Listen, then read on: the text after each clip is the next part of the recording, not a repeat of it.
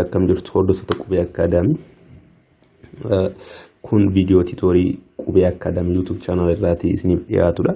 Viidiyoo kana irratti qabadhee kan isiniif dhiyaadhe qormaata intiraansii mathematics irrattidha. For natural science boqonnaa kutaa 11ffaa boqonnaa tokkoffaa keessaatti qormaata intiraansii bara 2012-13 irratti bahedha kan nuti waliin ilaallu jechuudha. Boqonnaa tokkoffaa kutaa 11ffaa keessa akka walii galaatti gaaffii afuridha. Intiraansii bara 2012-13 irratti kan bahe arfan sana mee waliin ilaallu.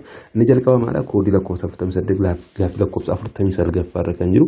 Let f of x is equals to square root of x plus 2 and g of x is equals to x square minus 1.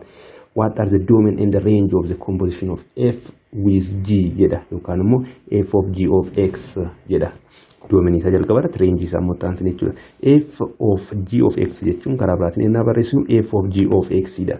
Domain wanta kana innaa barbaadnu jechuudha. Domain f of g of x kana gaafa barbaadnu akkam goona domain of g of x yookaan immoo isa keessa jiru kana jechuudha. Intersection with domain of f of g of x dha yookaan immoo isa janaaf rusana jechuudha. Intersection lamaan isaaniiti kan nuti fudhannu jechuudha. Domain g of x barbaaduu qabna. Kan biraa maal barbaaduu qabna? Domain of f circle g of x. Mee jalqabarratti f of x keenyaa fi g of x keenya irratti f circle g barbaadnu yookaan immoo f of g of x. F of g of x jechuun f keessatti bakka x jechuudha. G of x jechuudha. Koosoo as keessa x hin jira bakka x kana maal gashinaa jechuudha. G of x square minus 1 kan jedhu kan x square minus 1 plus 2 ta'a jechuudha. So square root jedha jira gaafa kana akkas goonu x square plus 1 ta'a jechuudha. So asirratti gama domain isaaf range isaa gaafa barbaadnu jechuudha. Domain function kana jechuudha. Domain function kana maalidha? X asirratti kun domain isaa real number dha. Domain isaa kan isa kana maadha real number dha. Kan biraa maal barbaaduu qabna? Domain of g of x barbaaduu qabna. Wanta kana argachuudhaaf jechuudha. So domain of g of x ni maadha asirratti real number dha. So real number intersection with real number gaafa jennu maallu kenna? Real number nu kenna wanta ta'eef domain isaa real number dha jechuudha. Kan biraa range isaa gaafa barbaadnu jechuudha. Normally range wanta kana barbaadna that is greater than or equals to 1 ta'a jechuudha. So range of f circle g of x is equals to 1 comma positive infinity ta'a jechuudha. Range isaa maadha real number. So deebiin isaa maal ta'a jechuudha? A irra kan jiru kana ta'a jechuudha. A ta'a jechuudha. Gaafiin itti aanee ba'ee gaafii lakkoofsa 54 irra kan jirudha. Gaafii lakkoofsa 54. Gaafii lakkoofsa 54 maal jedha? Gaafii lakkoofsa 54 which one if the function f and g are continuous at x is equals to c. Function ni f dha fi g ni f and g jechaadha as c maadha continuous dha. As c irratti jechuudha. Kana jechuun defined ta'a jechuudha. F ni g irratti ta'e no as c irratti jechaadha. F ni ta'e g maal ta'u defined ta'u jechuudha. Then which one of the following is a combination or is continuous at x is equals to c. Combination isaan kana keessaati immoo continuous ta'u as c irratti jechuudha. So square root of c dha jedha. Square root of g. Square root of g kan jennu kun jechaadha. Akka carraa ta'e defined ta'uu dhiisuu danda'a. Sababiin isaa maalidha? G at c ni qixxeetaa negative ta'uu danda'a. Negative ammoo square root irra gaafa gashinu undefined dha. Kanaafuu kun maal ta'uu dhiisuu danda'a jechaadha. Continuous miti jechuudha. Always not continuous. Yeroo tokko tokko continuous ta'uu danda'a. Garuu maal or not always. Inni kan biraa maadha f over g. F kuni no g kun jechaadha asirratti at x is equals to c irratti is equals to 0 ta'e continuous ta'uu danda'a. Garuu asirratti is equals to 0 ta'e gatiin g kun maadha kunneen continuous waan ta'uudhaatiif kunis deebiin ta'uu jechuudha. Inni kan biraa maadha f inverse jedha. F inverse as c ni maal ta'uu dhiisuu danda'a? Continuous ta'uu dhiisuu danda'a. Kanaafuu isas hin beeknu jechaadha. F square yookaan immoo f square jechuun f times f jechuudha.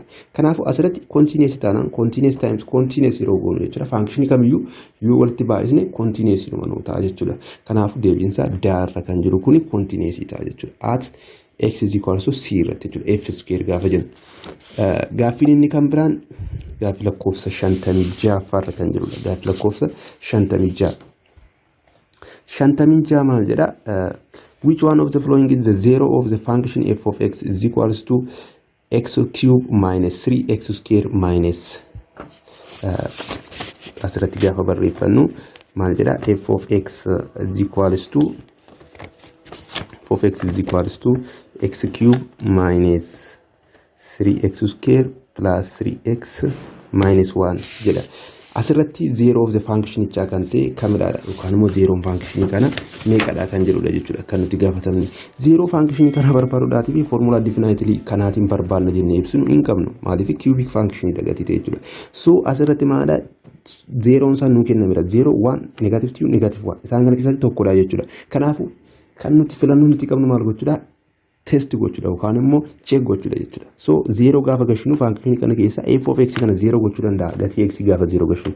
As keessa gaafa 0 gashinu dhumarratti negative tokko dhufa. Kanaafu 0 is not 0 of this function ta'a jechuudha. Tokkummaa gashinu. Tokko gaafa gashinu maadha 1 cube gaafa goon 1 kenna minus 3 times x square jedha. Maal ta'a 3 ta'a plus 3 minus 1.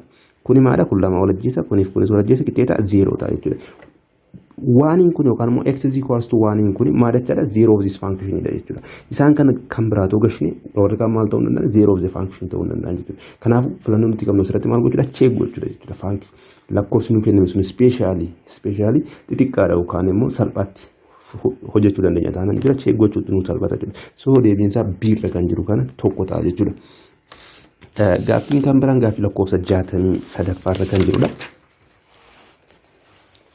Gaaffii lakkoofsa 63. Gaaffii lakkoofsa 63 maal jedha? Let f of x is equal to 3 minus 2x. What is the inverse of f jedha? Inverse of f kan ta'e kamidhaadha?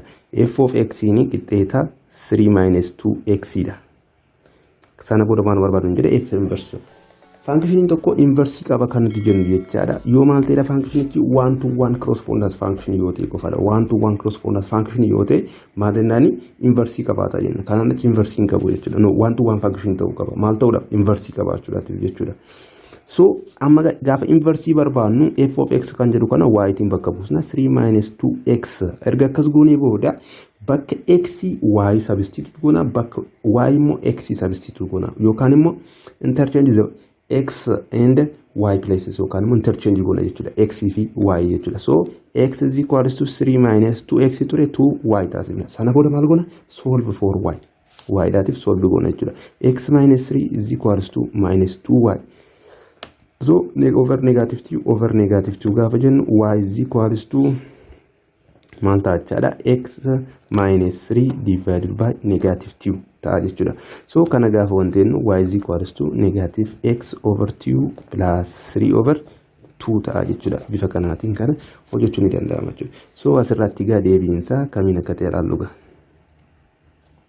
Sirra kan jiru kun maal jedha f inverse at x is equals to 3 over kana irraa deebinee barreessinu 3 over 2 minus x over 2 jechuudha. 3 over 2 minus x over 2 kan jedhu kun deebii keenya ta'a jechuudha.